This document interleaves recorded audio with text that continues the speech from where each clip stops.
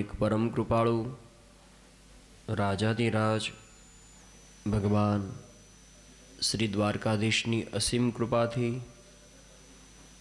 પતિત પાવની માં ગંગાજીના પાવન તટે બેસી અને ભગવાન શ્રી હરિના દિવ્ય ગુણાનુવાદ, ભગવાન શ્રી હરિના આ દિવ્ય વાંગમય સ્વરૂપનું દર્શન કરવાનું, એનું ચિંતન કરવાનું અને શ્રવણ કરવાનું. ઠાકુરજી આપણા સૌના ઉપર કૃપા કરી અને એક અવસર પ્રદાન કર્યો છે. મેં આપને પ્રથમ દિવસે કહ્યું હતું કે જન્માંતરે ભવેત પુણ્યમ તદા ભાગવતમ લભેત. અનેક જન્મનું સુકૃત, અનેક જન્મનું પુણ્ય જ્યારે મારું તમારું ભેગું થાય ત્યારે આવો દિવ્ય લાભ ઠાકુરજી પ્રદાન કરતા હોય છે. આર્થિક સારી વ્યવસ્થા હોવી, પરિવાર હોવો એ ઈશ્વરની કૃપા છે, પરંતુ આવો લાભ પ્રાપ્ત થવો એ ઈશ્વરની અતિ કૃપાનું પરિણામ હોય છે. જ્યારે ઈશ્વર મારા તમારા ઉપર અતિ કૃપા કરે ત્યારે આવો લાભ પ્રાપ્ત થતો હોય. ગઈકાલે ભગવાન દ્વારકાધીશના ભગવતી માં રૂકમિણી સાથે ધામધૂમથી વિવાહ અહીંયા સંપન્ન થયા. ખૂબ સુંદર રીતે આપે ઠાકુરજીના વિવાહ કરાવી આપ્યા. ભાગવતજીને પ્રાર્થના કરું બાપ કે જ્યારે જ્યારે તમે જેવી રીતે ઠાકુરજીના વિવાહ સારી રીતે કરાવી આપ્યા, એન કેન પ્રકારે તન મન અને ધનથી જે કંઈ સહકાર કર્યો હોય, ભગવાનને પ્રાર્થના કરું તમારા ઘરે જ્યારે રૂડો પ્રસંગ આવે ત્યારે મારો દ્વારકાધીશ આવીને તમારો પ્રસંગ સારી રીતે પૂરો કરે.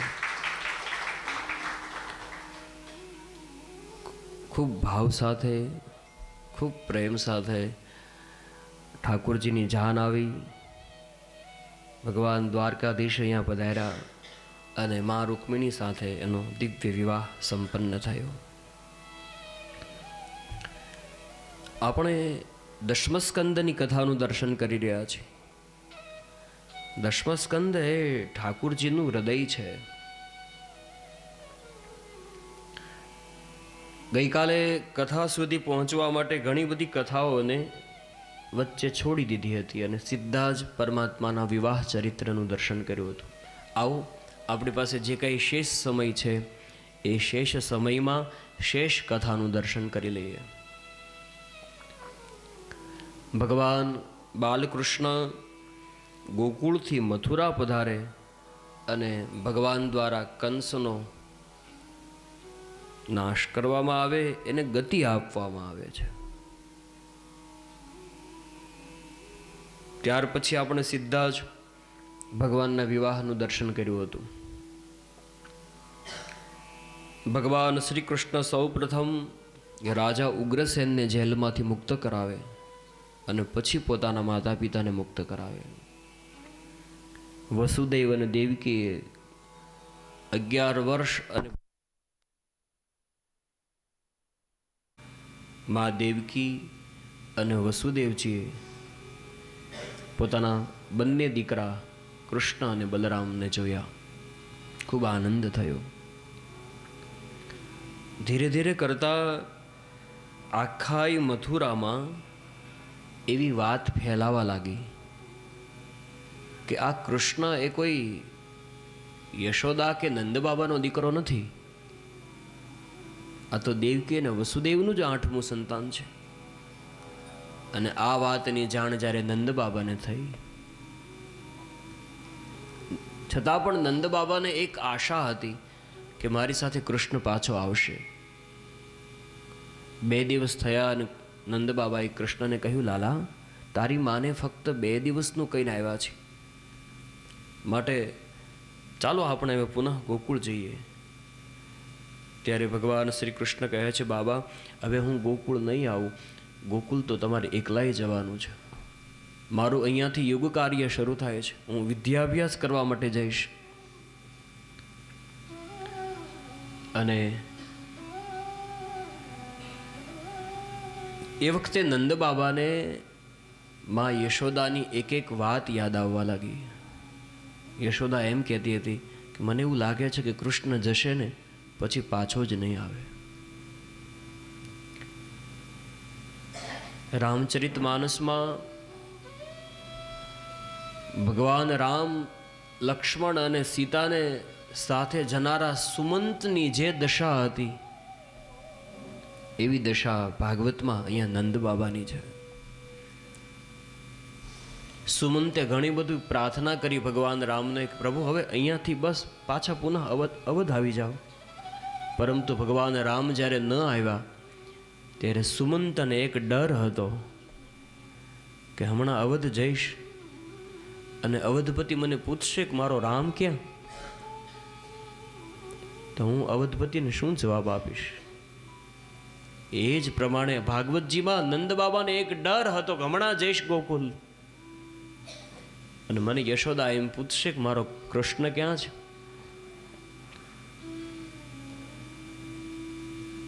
નંદ બાબા વસુદેવ અને દેવકીની પાસે આવ્યા. નંદ બાબા કહેવા લાગ્યા અમને ખબર નહોતી કૃષ્ણ અમારો દીકરો નથી, પરંતુ 11 વર્ષ અને 52 દિવસ સુધી પાળી પોષીને અમે મોટો કર્યો ને. વસુદેવજી કહેવા લાગ્યા હા બાબા, કૃષ્ણને શું ગમે શું ન ગમે, કૃષ્ણને શું ભાવે શું ન ભાવે એ અમને ખબર હોય ને. વસુદેવજી કહેવા લાગ્યા હા બાબા.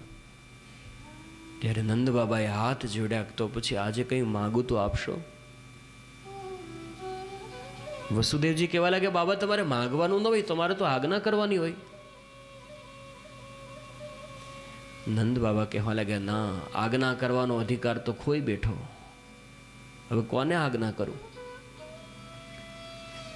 પરંતુ હાથ જોડીને બસ આટલું જ માંગવું છે કે મારો કૃષ્ણ છે ને એ નટખટ છે. જમવા માટે બેસે ને ત્યારે યશોદા એની પાછળ પાછળ ફેર્યા કરે. થોડી વાર માટે અહીંયા બેસે, થોડી વાર માટે ઊભો થઈને બહાર જતો રહે, પાછી ત્યાં એની માં થાળી લઈને પાછળ જાય. અહીંયા પણ કદાચ આવું કરે. અને તમને ક્યારેક એવું લાગે ને કે આજે કૃષ્ણએ ભોજન નથી કર્યું બરોબર, ત્યારે તમે એક કામ કરજો. વસુદેવ કહ્યું હા બાબા. નંદ બાબા કહેવા લાગ્યા તમને એમ લાગે કે કૃષ્ણ આજે બરોબર ભોજન નથી કર્યું ને, ત્યારે કૃષ્ણને એની માં યશોદાના સોગંધ આપજો. ભોજન ગમે તેવું હશે, કૃષ્ણ ભોજન કરી લેશે. આટલું કહેતા જ નંદ બાબાને આંખમાંથી અશ્રુઓની ધાર થઈ. અને જ્યારે નંદ બાબા છેલ્લી વખત કૃષ્ણને મળવા માટે આવ્યા ત્યારે નંદ બાબાએ પણ કૃષ્ણની સામે હાથ જોડ્યા. કૃષ્ણ, જેવી રીતે ગોકુળમાં તારી બધી જ ગોપીઓ છે એવી રીતે આ નંદ પણ તારી એક ગોપી છે. આમ કહેતા જ આંખમાંથી અશ્રુઓની ધાર થઈ. અને જ્યારે એ નંદ બાબા મથુરાથી જ્યારે ગોકુળ પધારે છે, ભાગવતમાં સ્પષ્ટ લખ્યું કે એ વખતે ગાયોને ખબર પડી, ગોપીઓને ખબર પડી કૃષ્ણ પાછો નથી આવ્યો, ત્યારે જે બધા રડ્યા છે એનું આંસુનું ઝરણું બનીને વહેવા લાગ્યું છે. આ બાજુ ભગવાન શ્રી કૃષ્ણ હવે સાંદીપની ઋષિના આશ્રમમાં વિદ્યાભ્યાસ કરવા માટે જાય દાવજી મહારાજની સાથે. ત્યાં એમની મિત્રતા પોરબંદરના પવિત્ર ભૂદેવ એવા સુદામાની સાથે થાય. ઘણા બધા ઓછા સમયમાં ભગવાન શ્રી કૃષ્ણ ઘણી બધી વિદ્યાઓને પ્રાપ્ત કરી લે છે. 64 દિવસ સુધી ભગવાન શ્રી કૃષ્ણએ અભ્યાસ કર્યો હતો અને ઘણી બધી વિદ્યાઓને પ્રાપ્ત કરી દીધી. અને વિદ્યાભ્યાસ પૂર્ણ થતાં હવે ભગવાન શ્રી કૃષ્ણ અને દાવજી મહારાજ પોતાના ગુરુદેવ પાસે આવે છે. ગુરુદેવને કહ્યું તમે ખૂબ સારી રીતે મને અભ્યાસ કરાવડાયો, હું આપને ગુરુ દક્ષિણામાં શું આપું. સાંદીપની ઋષિ કહેવા લાગ્યા, કૃષ્ણ, જે કંઈ ભણાયું એનો તું સદુપયોગ કરે, એ જ મારી ગુરુ દક્ષિણા છે. અને જ્યારે ગુરુ માતા પાસે ગયા ભગવાન શ્રી કૃષ્ણ, કે અમને અમારી માં યશોદા જેવી રીતે રાખે સંભાળ, એવી રીતે માં તમે અમારી સંભાળ રાખી. માં, ગુરુ દક્ષિણામાં શું આપું? ત્યારે ગુરુ માતાની આંખમાંથી અશ્રુઓની ધાર થઈ. ભગવાન શ્રી કૃષ્ણએ પૂછ્યું, માં કેમ રડો? ગુરુ માતાએ કહ્યું, કૃષ્ણ, તારા જેવડો જ મારે દીકરો હતો, સમુદ્રમાં ડૂબીને મૃત્યુ પામ્યો. જો કોઈ ગુરુ દક્ષિણા તારે આપવી હોય તો મને મારો મૃત પુત્ર પાછો લાવ્યા. અને ભગવાન શ્રી કૃષ્ણ ગુરુ માતાને એનો મૃત પુત્ર સજીવન કરી અને આપે, એ કથાનું દર્શન છે. અભ્યાસ પૂર્ણ થતા પુનઃ મથુરામાં આવે અને આ બાજુ ઉગ્રસેન રાજા કહેવા લાગ્યા કે કૃષ્ણ, ઉંમરના કારણે મારાથી આ રાજ્ય સંભાળી શકાતું નથી. તમે એક કામ કરો, તમે મથુરાના રાજા થાઓ. પ્રેમથી વિનંતી કરી ભગવાને એનો સ્વીકાર કર્યો અને હવે ભગવાન શ્રી કૃષ્ણ મથુરાના રાજા બન્યા અને ઉપસ્થિત મથુરાવાસીઓએ મથુરાધીશનો જય જયકાર કર્યો. બોલ શ્રી મથુરાધીશ કી જય. ભગવાન શ્રી કૃષ્ણ મથુરાના રાજા બન્યા. બધાયના મનમાં આનંદ છે, બધાયના મનમાં ઉત્સાહ છે કે અમારો રાજા કૃષ્ણ છે. પરંતુ એક વ્યક્તિના મનમાં બિલકુલ ઉત્સાહ નથી, બિલકુલ આનંદ નથી, અને એ બીજું કોઈ નહીં, સ્વયં મથુરાપતિ. જે દિશામાં ગોકુલ આવ્યું છે એ દિશામાં મીટ માંડીને જોયા કરે, કોઈની સાથે વધારે વાત ન કરે. મથુરામાં ભગવાન શ્રી કૃષ્ણને એક વ્યક્તિ સાથે મિત્રતા થાય છે અને એનું નામ છે ઉદ્ધવ. ભગવાન જેવા કપડાં પહેરે એવા કપડાં ઉદ્ધવ પહેરે. આખો દિવસ ભગવાનની સાથે રહી, ભગવાનની સાથે ખૂબ મિત્રતા એમને. માં દેવકીને લાગ્યું કે કૃષ્ણ કોઈની સાથે વધારે વાત નથી કરતો, આખો દિવસ ઉદાસ રહે. એક કામ કરું, આજે હું મારા હાથથી ભોજન બનાવું અને કૃષ્ણને જમાડું, જેથી કરીને એ થોડો આનંદમાં આવે. મા દેવકીએ પોતાના હાથે ભોજન બનાવ્યું અને કોઈ વ્યક્તિને કહ્યું, સેવકને, જાઓ મથુરાપતિને બોલાવી આવો. અને ભગવાન શ્રી કૃષ્ણ પ્રેમથી ભોજન કરવા માટે આવ્યા. મા દેવકીએ આસન બિછાવ્યું હતું. ભગવાન શ્રી કૃષ્ણ આસન ઉપર બિરાજમાન થયા અને થાળીની સામે દ્રષ્ટિ કરી અને હાથ જોડીને ઊભા થઈને જતા રહ્યા. ભોજન ન કર્યું. મા દેવકી કંઈ બોલી નહીં શક્યા, દુઃખ ઘણું લાગ્યું. અને એ વખતે મા દેવકી કોઈ સેવકને મોકલાવ્યા છે કે જાઓ એક કામ કરો, ઉદ્ધવને બોલાયો. ઉદ્ધવ આવે છે. હા માં. દેવકી સજળ નહીને ઉદ્ધવને કહે છે, ઉદ્ધવ, આજે મેં પ્રેમથી કૃષ્ણને ભોજન કરાવવા માટે થઈ મારા હાથે જ ભોજન બનાવ્યું. કૃષ્ણ જમવા આવ્યો પણ ખરો, પરંતુ ભોજન કર્યા વિના ઊભો થઈને જતો રહ્યો. તું એનો મિત્ર છો, એક વાતનો જવાબ આપ. આ પ્રશ્ન હું કૃષ્ણને સીધો કરી શકતી નથી, એટલે તને પૂછું છું કે જેમ ગોકુળમાં યશોદા કૃષ્ણની માં છે, તો હું દેવકી માં નથી? આવું શું કામ કરે કૃષ્ણ મારી સાથે? ત્યારે ઉદ્ધવ કહેવા લાગ્યો, ના માં, એવું કંઈ નથી, હું હમણાં જ મથુરાપતિને પૂછું છું કે આવું શું કામ કરે છે. અને ભગવાન એક અટારીમાં ઊભા હતા.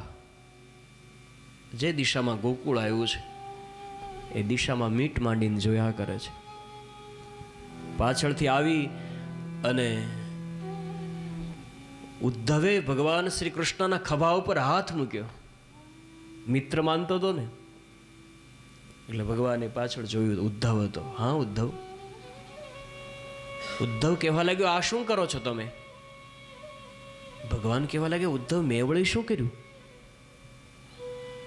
ઉદ્ધવ કહેવા લાગ્યો, તમને ખબર છે આજે તમને ભોજન કરાવવા માટે થઈને મા દેવકીએ પ્રેમથી પોતાના હાથે રસોઈ બનાવી અને તમે ભોજન કરાવીને આવતા રહ્યા? કેટલું મા દેવકીને દુઃખ લાગ્યું. અરે મને એણે ત્યાં સુધી કહી દીધું કે શું યશોદા એની માં છે તો હું માં નથી? આવું શું કામ કરે કૃષ્ણ? ભગવાન શ્રી કૃષ્ણ કહે છે, ના ઉદ્ધવ, એવી કોઈ વાત નથી ભાઈ. ઉદ્ધવે પ્રશ્ન કર્યો, તો પછી ભોજન કેમ ન કર્યા? ત્યારે ભગવાન કહેવા લાગ્યા, ઉદ્ધવ, હું ભોજન કરવા માટે જ ગયો હતો, પણ ઉદ્ધવ જ્યાં મેં થાળીમાં દ્રષ્ટિ કરીને તો દેવકીએ મારી થાળીમાં માખણ મૂક્યું હતું. ઉદ્ધવ, હું જ્યારે નાનો હતો ને ત્યારે માખણની ચોરી કરવા માટે જતો, ઘરે ઘરે જઈને માખણની ચોરી કરતો. ઉદ્ધવ, એક વખત મેં મારે ઘરે માખણની ચોરી કરી અને એ વખતે મા યશોદાએ મને ખાંડણીની સાથે બાંધી દીધો. ઉદ્ધવ, માખણને જ્યાં જોઉં છું ને, હું જ્યારે ગોકુળથી મથુરા આવતો હતો ને તો મારા રથની પાછળ કોઈ પાગલ સ્ત્રી દોડતી હોય એ યશોદાનું મને દર્શન થાય. હાથમાં માખણનો વાટકો,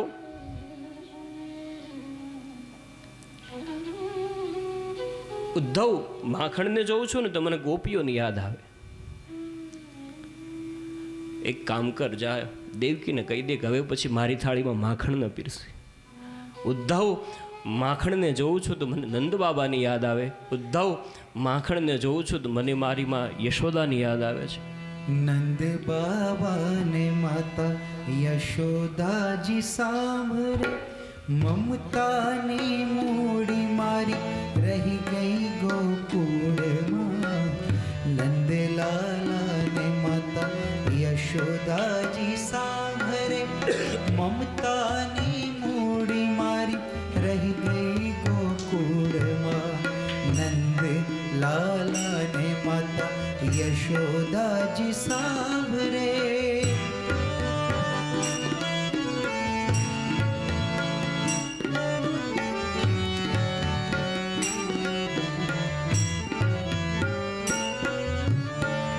છપન ભોગ અહીં સ્વાદના ભરેલા, છપન ભોગ અહીં સ્વાદના ભરેલા, પણ માખણની રોટી મારી રહી ગઈ ગોકુળમાં.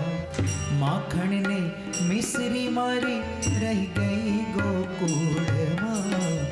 નંદલાલા ને માતા યશોદાજી સાંભળે, મમતાની મૂડી મારી રહી ગઈ ગોકુળમાં.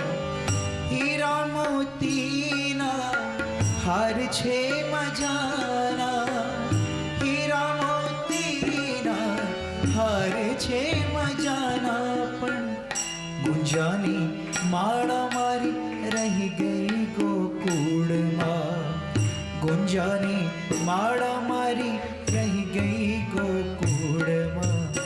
રાધાજીને એટલું કહેજો ઉદ્ધવજી, રાધાજીને એટલું કહેજો ઉદ્ધવજી, અમી ભારી આંખ મારી રહી ગઈ ગોકુળમાં.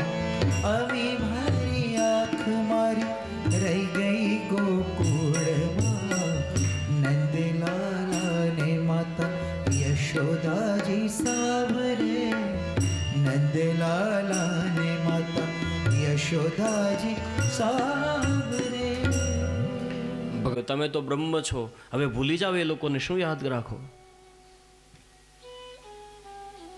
અને વિદ્વતાની વાતો કરવા લાગ્યો ભગવાનને આગળ. ભગવાન કહેવા લાગ્યા, ઉદ્ધવ, તું મને જે સમજાવે છે ને, એક કામ કર, જા આ બધી જ વસ્તુ પેલી ગોપીઓને સમજાય આવો. એ લોકો મને યાદ કરે છે ને એટલે એની અસર અહીંયા મને થાય છે. એ યાદ જ ન કરે તો અસર જ ન થાય. એક કામ કર, જા ગોકુળ અને સમાધિ સમજાય આવ, જા. ભગવાન શ્રી કૃષ્ણએ જ્યાં ઉદ્ધવને કહ્યું તો ઉદ્ધવ કહે છે કે હવે મનમાં વિચાર કરે કે અભણ ગોપીઓને સમજાવતા વાર કેટલી, હું તો ભણેલ છું ને એ તો બધી અભણ છે. અને વિદ્વતાનો પોટલો માથા પર લીધો અને કૃષ્ણને કહેવા લાગ્યો, મિત્ર હમણાં જ જાઉં છું ને હમણાં જ સમજાવીને પાછો આવું. અને સોનાનો રથ લઈને આવ્યો. ઉદ્ધવને લાગ્યું કે સોનાનો રથ છે એટલે હમણાં ગોકુળ ગાંડું થશે. ક્યારે જોયો હશે એ લોકોએ સોનાનો રથ? જ્યાં ગોકુળમાં રથ પ્રવેશ કરે છે એક પણ વ્યક્તિ રથની સામું નથી જોતો. ગોકુલવાસીઓએ વિચાર કર્યો કે આવો રથ આવે તો પણ શું ને ના આવે તો પણ શું. કારણ કે એક રથ આવ્યો હતો, એની પાછળ પાગલ થયા, અમારા કૃષ્ણને લઈને જતો રહ્યો. કોઈ સામું પણ જોતું નથી. ઉદ્ધવ વિચાર કરે છે કે હવે મારે નંદબાબાનું ઘર કોને પૂછવું? 2-3 ગોપીઓ જતી હતી અને એને ઊભી રાખી ઉદ્ધવ કે નંદબાબાનું ઘર ક્યાં છે? ગોપીએ પ્રશ્ન કર્યો કે તમે કોણ છો? કે હું મથુરાથી આવું છું. મથુરાપતિ ભગવાન શ્રી કૃષ્ણનો મિત્ર છું, મારું નામ ઉદ્ધવ છે. ગોપીએ કહ્યું કે નંદબાબાની ઘરે જવું છે? ઉદ્ધવ કહેવા લાગ્યો, હા. અજાણ્યો છો? ક્યારે જોયું નથી? ઉદ્ધવ કહેવા લાગ્યો કે ના, એટલે તો પ્રશ્ન કરું છું. ગોપી કહેવા લાગી તો પછી ઉદ્ધવ એક કામ કર ભાઈ, આ ઝરણું નીકળ્યું છે ને, ઝરણાના કિનારે કિનારે રથ ચલાવજે. ઝરણું પૂરું થાય એ નંદબાબાનું ઘર. પણ ઉદ્ધવ તો ભણેલ માણસ હતો, તુરંત તર્ક કરવા લાગ્યો, ના ગોપી, ખોટી વાત. પાણીનું ઝરણું કોઈના ઘરમાંથી ન નીકળે, એ તો પર્વતમાંથી નીકળે, એ પહાડમાંથી નીકળે. પાણીનું ઝરણું કોઈના ઘરમાંથી નીકળે? અને ગોપીએ ઉદ્ધવનો હાથ પકડ્યો. ઉદ્ધવ, તું જેને પાણીનું ઝરણું કહે છે એ પાણીનું નથી, આ આંસુનું ઝરણું છે. મતલબ? ગોપીઓ કહેવા લાગી, ઉદ્ધવ, જ્યારથી કૃષ્ણ ગયો છે ત્યારથી અમારું ગૌધન રડે છે, ગોપીઓ રડે છે, નંદબાબા અને યશોદા રડે છે ને આ એના આંસુનું ઝરણું છે. 50% વિદ્વતાનો ભાર તો પાદરમાં જ ઉતરી ગયો. શું વાત કરો, આટલું બધું કોઈ રડી શકે કોઈના વિરહમાં? અને જ્યાં નંદબાબાની ઘરે ગયો, કોઈ ગોપીએ યશોદાને એમ કહ્યું, માં, મથુરાથી ભગવાન શ્રી કૃષ્ણનો મિત્ર ઉદ્ધવ આવ્યો છે. ગોપીએ એમ કહ્યું કે કૃષ્ણનો મિત્ર આવ્યો, પરંતુ યશોદાએ એવું સાંભળ્યું કે કૃષ્ણ આવ્યો. દોડી ઘરમાંથી, કૃષ્ણ આવ્યો? ક્યાં છે મારો દીકરો? ગોપીએ હાથ પકડી લીધો, માં, કૃષ્ણ નથી, એનો મિત્ર છે. અને જ્યાં માં યશોદાની દશા જોઈ, ઉદ્ધવજી શું કહેવું એ પણ ભૂલી ગયા. ગોપીઓનો જ્યાં પરમાત્માના પ્રત્યેનો પ્રેમ જોયો, બધી જ ગોપીઓ ભેગી થયેલી, એમાં ઉદ્ધવ ગોપીઓને કહેવા લાગ્યો કે ગોપી, આટલા બધા યાદ કરો છો ને તમે બધા મથુરાપતિને, તો એમને એની અસર થાય છે. માટે તમે એક કામ કરો, તમે કૃષ્ણને આટલા બધા યાદ ન કરો. ત્યારે ગોપી હસવા લાગી અને ઉદ્ધવને પ્રશ્ન કરવા લાગી, ઉદ્ધવ, ભણેલો નથી લાગતો. હવે કોઈ વિદ્વાન માણસ, કોઈ ભણેલો વ્યક્તિ હોય, એને કોઈ અભણ માણસ એમ કહી દે કે ભણેલો નથી લાગતો. ત્યારે ઉદ્ધવે પ્રશ્ન કર્યો, કેમ ગોપી આવો પ્રશ્ન કરે છે? ત્યારે ગોપી કહેવા લાગી, ઉદ્ધવ, યાદ તો એને કરાય જે ભૂલાઈ ગયો હોય. કૃષ્ણ અમને ક્યારેય ભૂલાયા જ નથી. અને તું એમ કહે છે ને કે હું કૃષ્ણનો સંદેશ લઈને આવ્યો છું. કયા કૃષ્ણનો સંદેશ લઈને આવ્યો? કેમ કે જે કૃષ્ણનો તું સંદેશ લઈને આવ્યો ને, એ કૃષ્ણ તો હમણાં હું જ્યારે યમુનાજીનું જળ ભરવા માટે ગઈ ને તો આજે મને તબિયત બરોબર નહોતી, તો જે બેડું હતું મારા માથા ઉપર ચડ્યું નહીં. તો કૃષ્ણ મારી પાસે આવ્યો અને કહ્યું, ચાલ ગોપી, હું તને બેડું ચડાવું. કૃષ્ણ તો હમણાં મારા માથા ઉપર આ બેડું મૂકીને ગયો છે, તું કયા કૃષ્ણનો સંદેશ લઈને આવ્યો છો? અને ઉદ્ધવ કહેવા લાગ્યો, ધન્ય ગોપી. ઉદ્ધવે ફક્ત શાસ્ત્રમાં વાંચ્યું હતું, હરિવ્યાપક સર્વત્ર સમાના. ઉદ્ધવ વિચાર કરે છે, હું તો ફક્ત વાંચું છું કે ભગવાન બધે હોય, પરંતુ આ અભણ ગોપી તો અનુભૂતિ કરે. ધન્ય ગોપી. એક ગોપી ઉદ્ધવનો હાથ પકડીને પોતાને ઘરે લઈ ગઈ. સારી ચિત્રકાર હતી, ખૂબ સુંદર મજાના ચિત્રો બનાવતી હતી. અને એક દિવાલ ઉપર વૃંદાવન વિહારીલાલનું અદ્ભુત ચિત્ર ગોપીએ બનાવ્યું હતું. ચિત્ર કેવું કે જાણે હમણાં વાત કરવા લાગશે. ઉદ્ધવે જોયું, વાહ, અદ્ભુત. ગોપી, કોણે બનાવ્યું? ગોપીએ કહ્યું, મેં બનાવ્યું. તને ગમ્યું? અદ્ભુત ગોપી. આ ચિત્રને જોતા મને એમ લાગે છે કે હમણાં કૃષ્ણ આપણી સાથે વાત કરશે. ધ્યાનથી જોવા લાગ્યો, નિરખવા લાગ્યો. ભણેલ માણસ હતો ને એટલે ભૂલ કાઢી. ગોપીને કહેવા લાગી, ગોપી, અદ્ભુત ચિત્ર બનાવ્યું, પણ ચિત્રમાં ભૂલ છે. ગોપીએ કહ્યું, શું ભૂલ છે? ગોપી, આટલું અદ્ભુત સુંદર ચિત્ર બનાવ્યું, પરંતુ આમાં વૃંદાવન વિહારી લાલના તું ચરણ બનાવવાનો તો ભૂલી જ ગઈ. ચિત્ર તો અધૂરું છે. પગ તો બનાવ્યા જ નથી. ભૂલી ગઈ ને?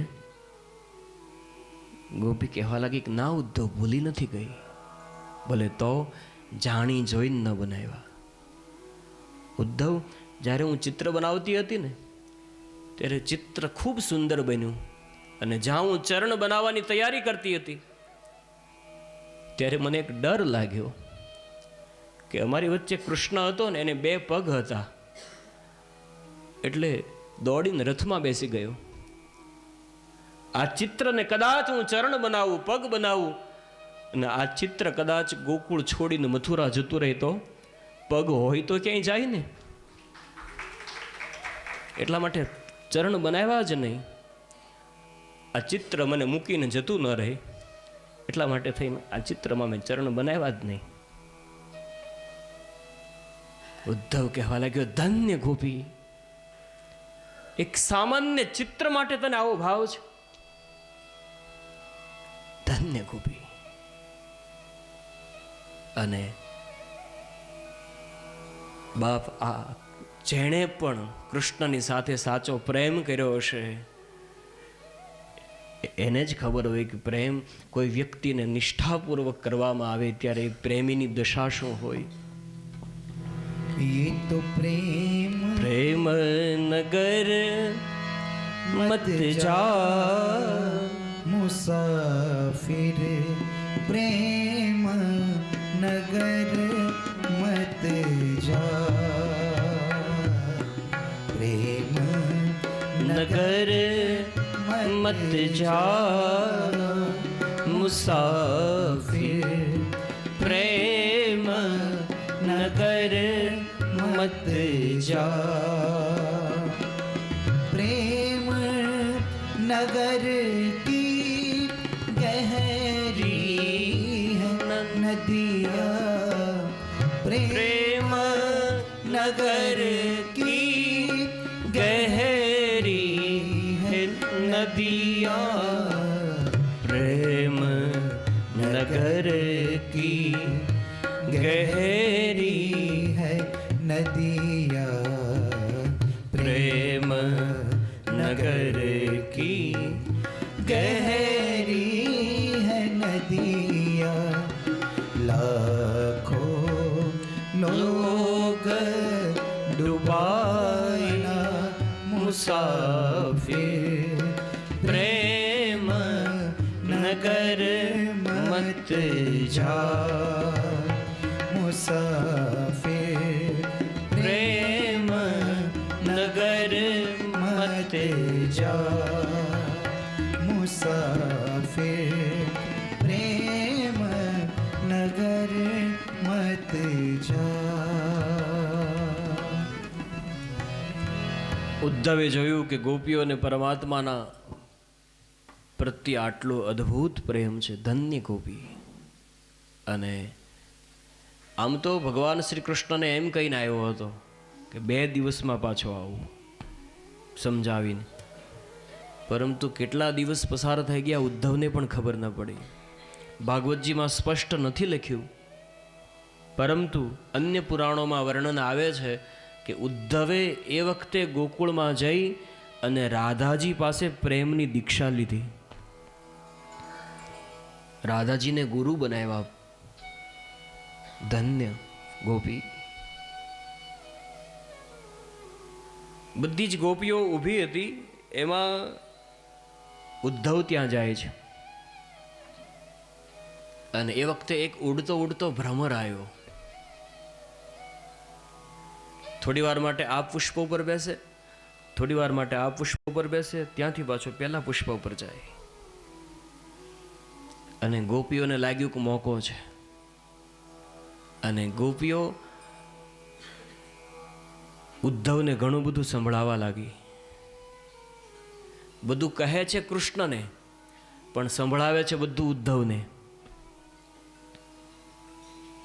ગોપી ભ્રમરને સંબોધીને કહેવા લાગી કે એ ભ્રમર, તું પણ કાળો અને તારો મિત્ર પણ કાળો.